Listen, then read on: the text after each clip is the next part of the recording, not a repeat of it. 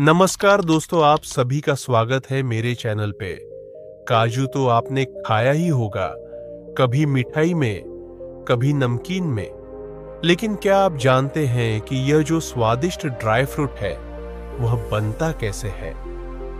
काजू के पेड़ आमतौर पर उष्णकटिबंधीय क्षेत्रों में उगाए जाते हैं, जहां मिट्टी रेतीली या लैटराइट होती है और पानी आसानी से निकल जाता है।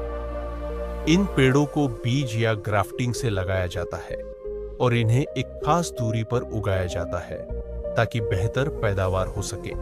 एक बार जब पेड़ जम जाए तो इन्हें ज्यादा देखभाल की जरूरत नहीं होती, लेकिन समय समय पर पानी, खाद और कीट नियंत्रण जरूरी होता है। लगभग 3 से 5 साल में ये फल देना शुरू करते हैं और 8 से 12 साल में पूरी तरह फल देने लगते हैं। काजू के फलों की कटाई एक मेहनत भरा काम होता है। हर फल के नीचे एक शेल में बंद काजू होता है, जिसमें एक अम्लीय तरल भी होता है, जिससे संभल कर काम करना पड़ता है। फिर काजू को धूप में सुखाया जाता है, जिससे नमी निकल जाए। इसे सन ड्राइंग कहा जाता है।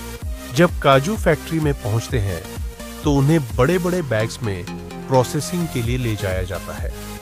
फैक्ट्री में इन्हें ठंडा और सूखा रखने की व्यवस्था होती है ताकि इनकी गुणवत्ता बनी रहे। इसके बाद इन्हें धोया जाता है बड़े बड़े वॉशिंग मशीनों में, जो एक बार में हजारों काजू धो सकती हैं।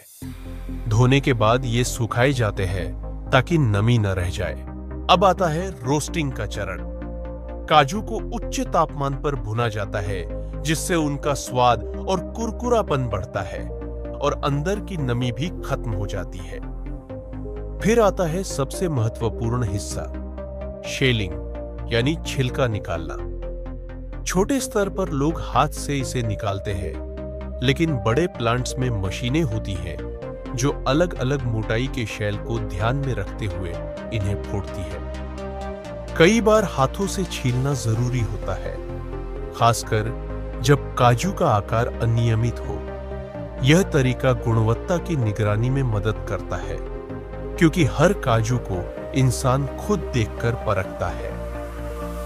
थोक विक्रेताओं और फूड कंपनियों को भेजने के लिए काजू को बड़े बैग्स या ड्रम्स में पैक किया जाता है, जबकि खुदरा बिक्री के लिए वैक्यूम पैक किए गए छोटे पैकेट्स का इस्तेमाल किया जाता है, जिससे काजू लंबे समय तक ताजा रहते हैं। इसके बाद आती है सीजनिंग की बारी, यानी मसालेदार बनाने की प्रक्रिया। काजू को घूमते ड्रम्स में डाला जाता है, जहां उन पर मसाले छिड़के जाते हैं या स्प्रे किए जाते हैं। फिर इन्हें कुछ समय के लिए रखा जाता है ताकि मसाले अच्छी तरह समा जाए। अब इन्हें छोटे छोटे स्नैक पैक्स में पैक किया जाता है और दुकानों, सुपरमार्केट और वेंडिंग मशीनों में बेचने के लिए भेजा जाता है। काजू सिर्फ स्नैक ही नहीं, बल्कि काजू चीज जैसे वैकल्पिक प्रोडक्ट्स बनाने में भी इस्तेमाल होते हैं। इनमें पानी, नींबू रस, न्यूट्रिशनल यीस्ट और मसाले मिलाकर इन्हें क्रीमी टेक्सचर दिया जाता है।